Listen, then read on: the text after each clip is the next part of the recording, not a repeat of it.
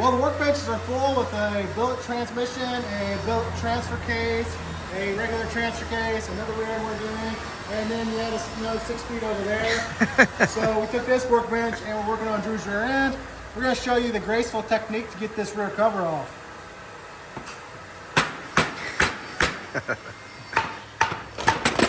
Oh. Yeah, that's nice. It's probably been on there since '92.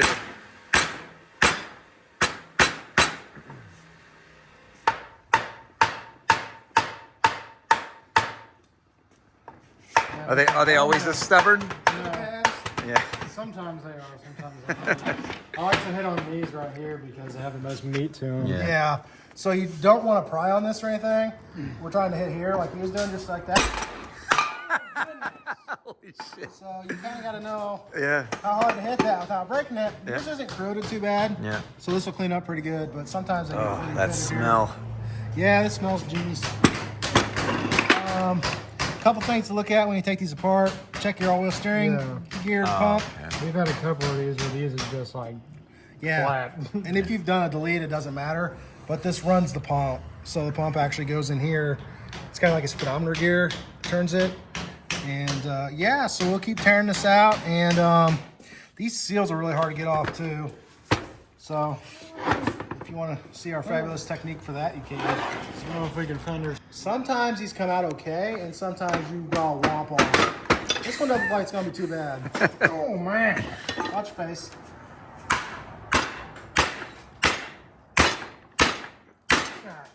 Yeah. Spoke too soon. Yeah. Oh, there we go. And now we're leaking oil. Dude, that's crazy. Yeah, well, they got a steel shell, so they're pretty tight. Man, That's wild. These adjusters are usually loose. I don't think I've ever had them in there that tight before. Oh, I've had to use like a 5-foot pry bar before. You want to stick a rag in there?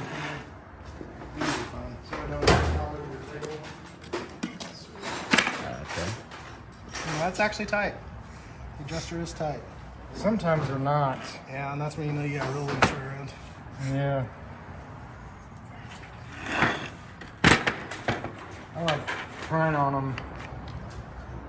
It's where the longest part's facing me. Yeah. Oh, raise up. That way, if that thing flies up, it won't hit him in the eyes. Yeah. Yeah.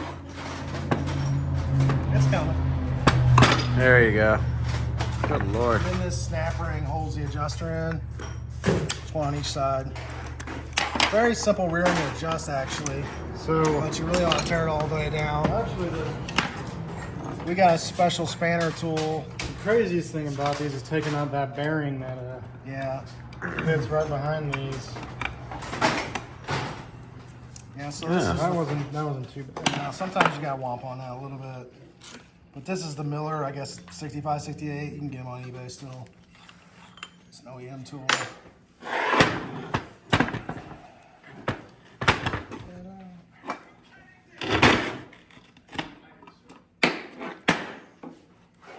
I think I have a Ford 9-inch that kind of just like this.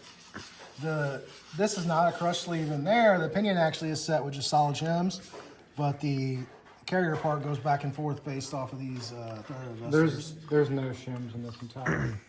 Right. Yeah, it's pretty.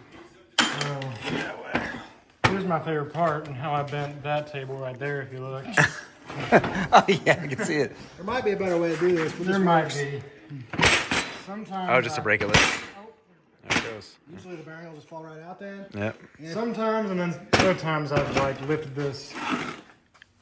So hold on a sec. So these bearings, these are very overbuilt, and this one's fine. Like, okay, you're gonna have some coloration in there, but if you put a brand new bearing in here and drive around the block, it's gonna have coloration like that. Yeah. If you got any grooves you catch on, you want to replace these, but they're pretty rarely bad, honestly. But if you're gonna use them again, you want to keep them with the same side. I always keep everything in the same. These snap rings don't really matter, but I keep. Usually we don't do this so impromptu. It's a little cleaner.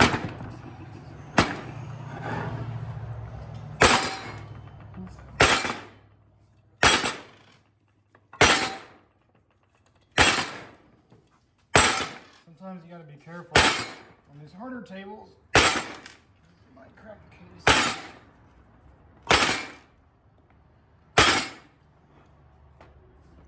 So that's almost out. We'll know when it comes out. Yeah, pretty violent. Alright, let's see. Sometimes you can This take was it. being a bitch. Yeah, occasionally they'll come mostly out like that. Yeah, you'll have that. I don't like using a pry bar on them because you gotta watch you don't damage the part that retains the Sometimes bearing, the cage. Yeah.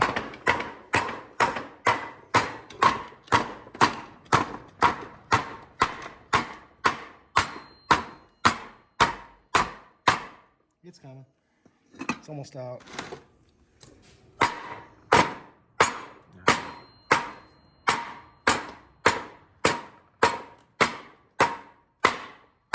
Hold on a sec. So you can do that then too. And you can Also pry on that a little bit, but you gotta be careful. you can also do this. Let's go ahead and take this out. You can get that out after a certain point. And then you can just whomp that out of there.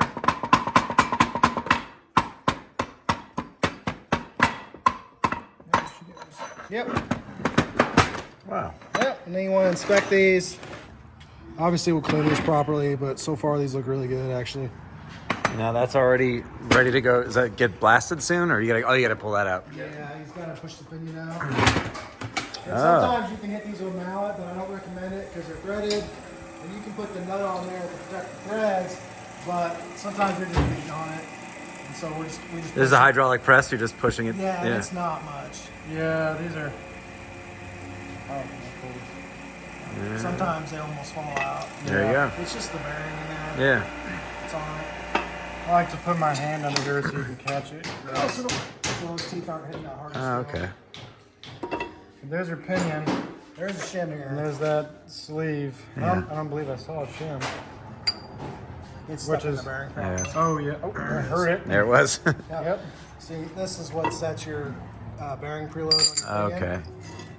Oh. Basically, this goes together like that. Yeah. And then there's a bearing in here too that's still in there, and it squeezes it together the right amount. And Okay. that's what sets that. So He's gonna take that seal out. thank God for that new seal because that came out pretty good. Yeah. That piece of shit Yeah, so O'Reilly here's seal. all I the think it bearing. was. This will go on your pinion like that, Yeah. upside down, and run inside of that race. Okay. Yeah. So nothing about taking this apart is graceful. So we're probably Yeah. gonna get on to the second least graceful thing about this. Oh, he's gonna knock that race out. But you do gotta watch. You're working on any of this, especially if you're gonna reuse your bearings. Some of these are getting really hard to get. You just gotta make sure that the cage doesn't get beat up. This one's fine, but that's why we shake the bearings out like we did. Is because if you get in here with a screwdriver and try prying around that race, you can bend this up, and then it's not very good So- anymore. But he's gonna. You've had to replace those before. Actually, here.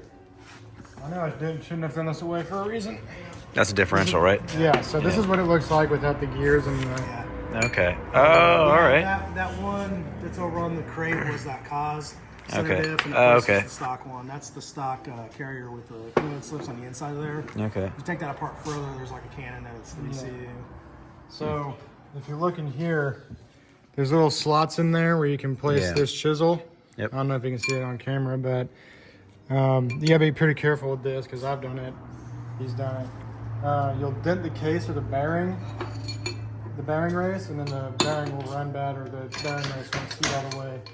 Yeah, and I know everybody will say use a brass punch, and you should, but I don't really have a problem with that. You switch sides. Yeah.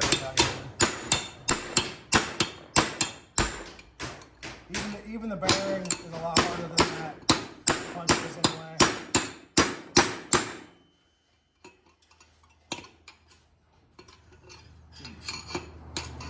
I don't know where you're taking all this apart right now. There it goes. So you can look at this. You can see there's no damage, there's no cracks or nothing. Ideally though, if you got a brass punch at hand, you should use one. But this is actually in really good shape.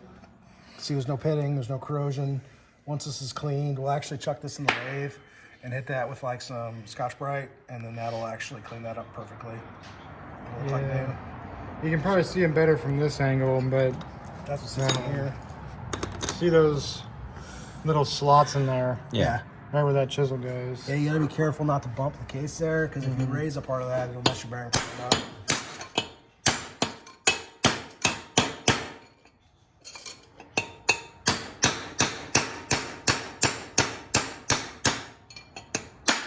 Yep.